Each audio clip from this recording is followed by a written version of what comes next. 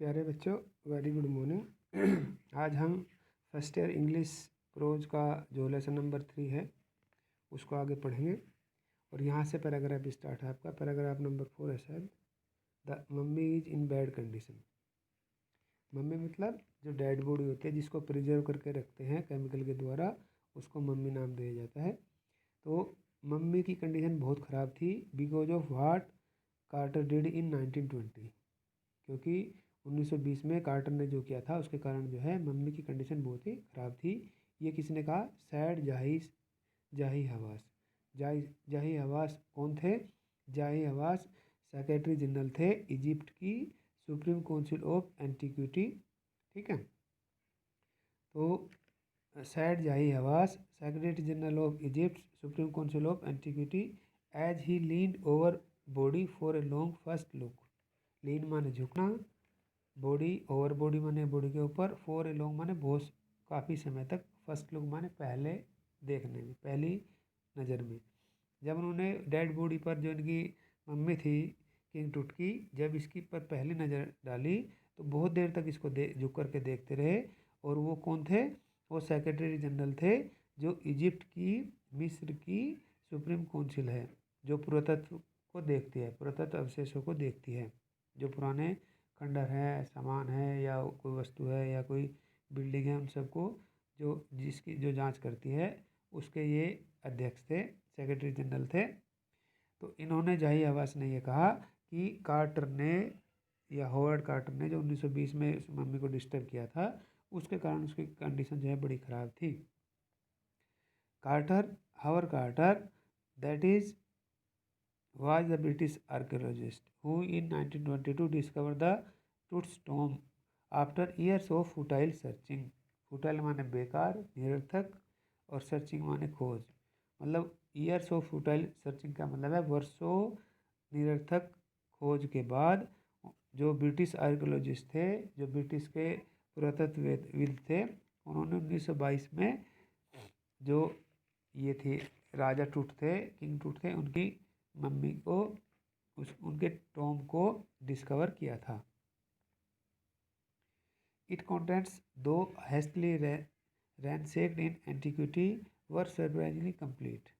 It contents, इसके जो तत्व थे, इसमें जो सामान मिले, दो हास्टली रैंसेक इन एंटीक्विटी, जो प्राचीन समय में काफ़ी सर्च की गई थी जिन पे, वर सरप्राइजिंगली कंप्लीट, वे आश्चर्यजनक रूप से अभी भी पूरे थे। यानी कि जो खोज में कंटेंट्स मिले वो ख़राब नहीं हुए, वो अभी भी कंप्लीट थे, पूरे थे, सही थे। They remain richest royal collection ever found.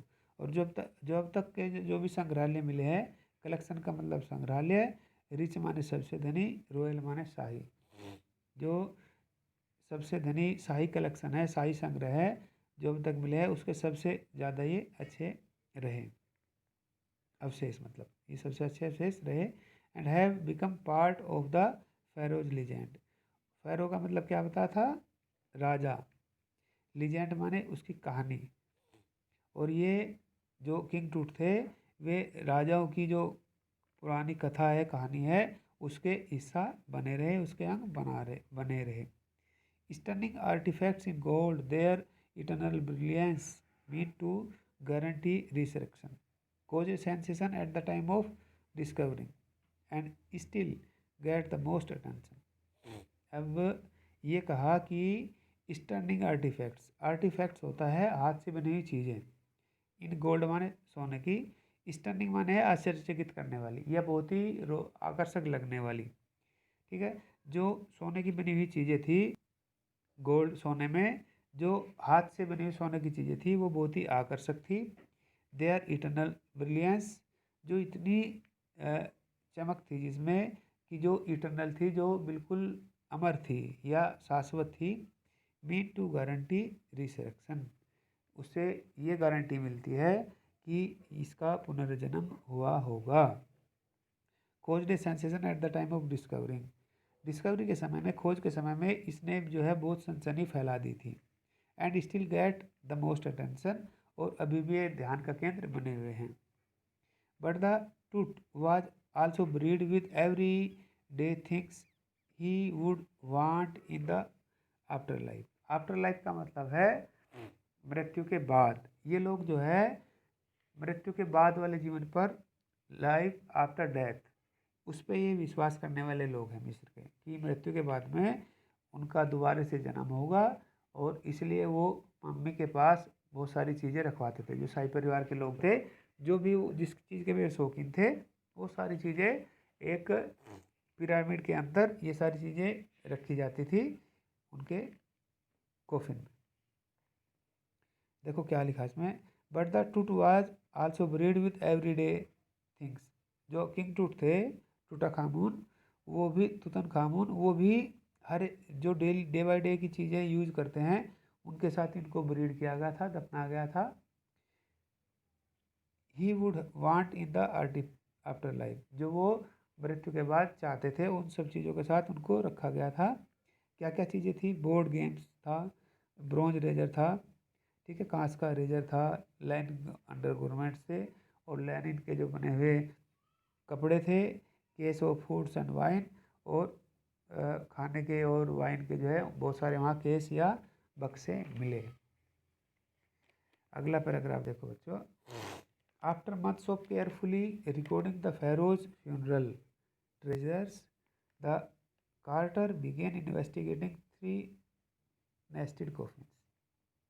After months of carefully recording, महीनों सावधानीपूर्वक रिकॉर्डिंग करने के बाद, फेरोज फ्यूनरल ट्रेजरी, किसकी, जो फेरो का मतलब राजाओं के, फ्यूनरल ट्रेजरी थी, जो उनके कब्र में जो सामान रखते थे, खजाना रखते थे, उसकी महीनों अच्छी तरह रिकॉर्डिंग करने के बाद Carter began investigating his 3 nested coffin.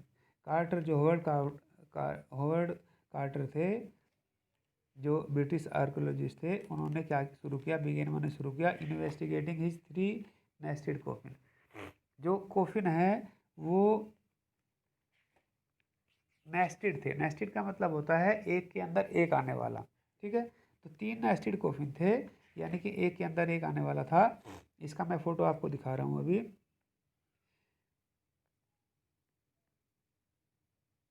देखो जैसे ये फोटो में आप देख रहे हैं, ये किंग टूट है, उनकी फोटो है।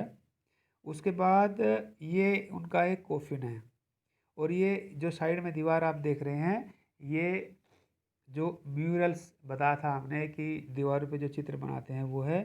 ये लोग विजिटर्स देखने आए थे इनकी टॉम को, ठीक है।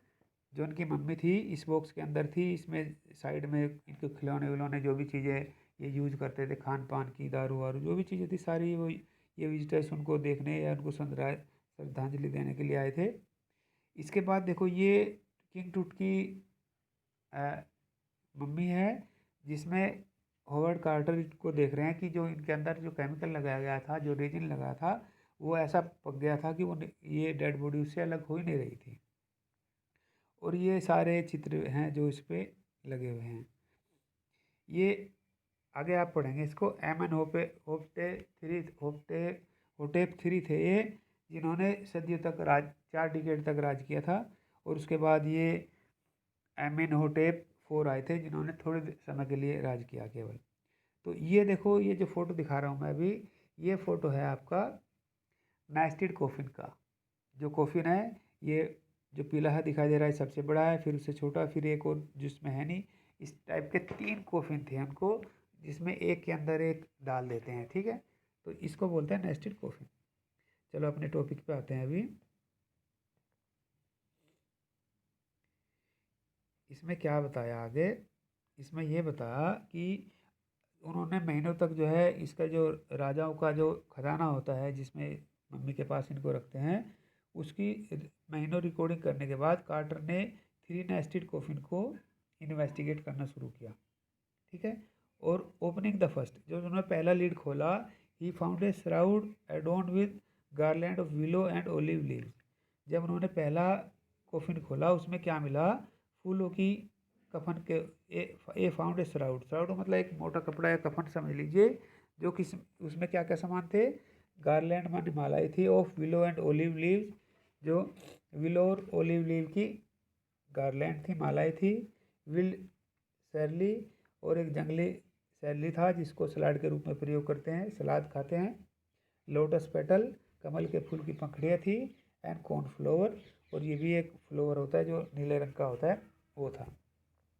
The faded evidence of a burial in March और एविडेंस का मतलब साक्ष्य, फेडेड माने मामूली से, ऑफ ब्यूरियल उनके दाह संस्कार के, इन मार्च और अप्रैल, यानी कि जो ये संकेत देते हैं, जो ये मामूली से साक्ष्य हैं, ये बताते हैं कि उनका जो ब्यूरियल है, जो उनका क्रीमेशन है, वो मार्च अप्रैल के महीने में हुआ होगा।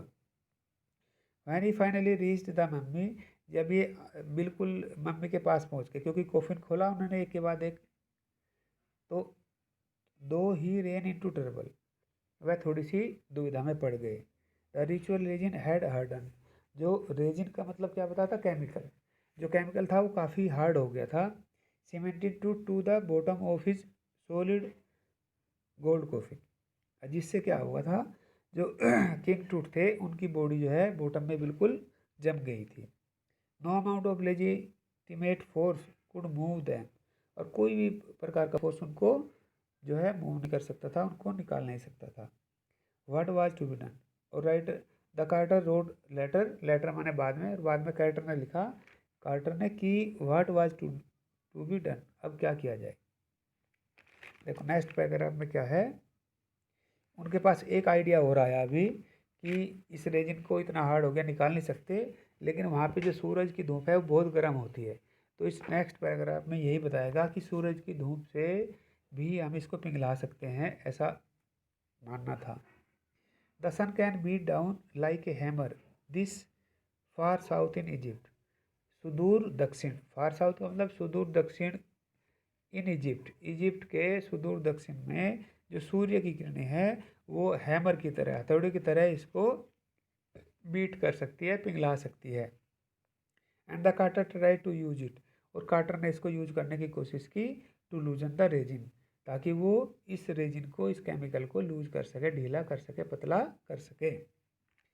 For several hours he sat the mummy outside in the blazing sunshine, और उन्होंने बहुत घंटों तक जो है, सेवरल मतलब बहुत सारे घंटों तक उस मम्मी को बाहर चमचमाती धूप में रखा।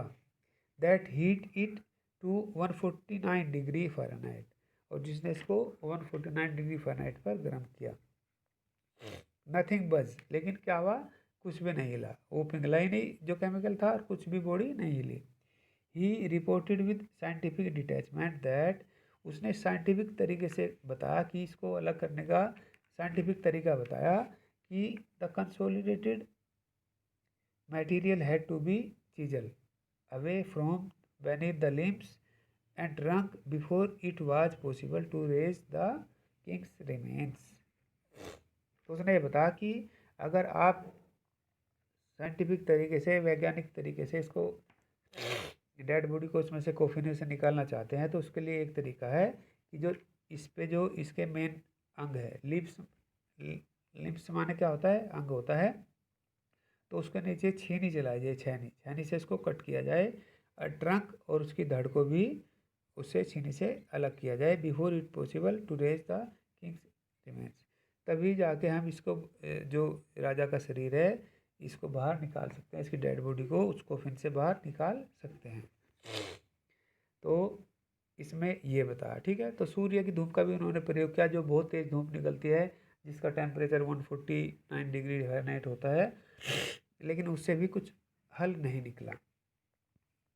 आगे क्या हुआ, in his defence the Carter really had little choice, और अपनी सुरक्षा में, डिफेंस माने अपनी सुरक्षा में, कार्टर के पास ज़्यादा विकल्प नहीं थे, या ना के बराबर विकल्प थे, या कह सकते हैं कि कार्टर के पास कोई विकल्प नहीं था अपनी सुरक्षा के लिए, अपने डिफेंस में बोलने के लिए।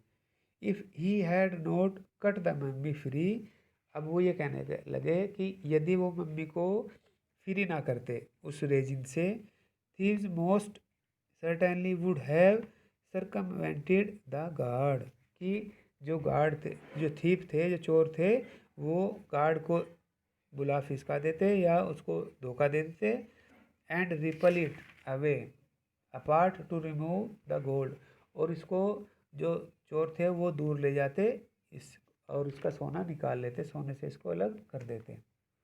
इन Tut's time the royal were fabulously wealthy. अब ये बता इसने लेखक ने कि किंग टूट के ज़माने में समय में जो राजा होते थे बहुत ही फेबुलस वेल्दी होते थे, बहुत ज़्यादा उनके पास संपत्ति होती थी। दे थॉट और होप्ड, वे ऐसा सोचते थे और ऐसी आशा रखते थे, they could take their rich with them, कि वे अपनी संपत्ति को, अपने धन को अपने साथ लेकर के जा सकते हैं।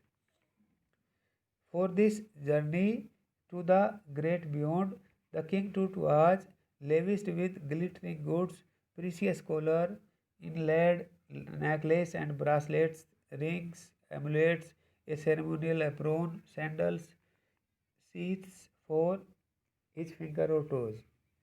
अब क्या हुआ, राजा टूट भी अपने साथ बहुत सारी चीज़ें लेके गए। क्या लेके गए? The king Tut was lavish with glitter goods, बहुत ही चमकीली चीज़ें अपने साथ लेके गए, ठीक है। और उसमें वो क्या क्या चीज़ें लेके गए? प्रीसियस कॉलर, बहुत जो कॉलर थे उसको लेके गए,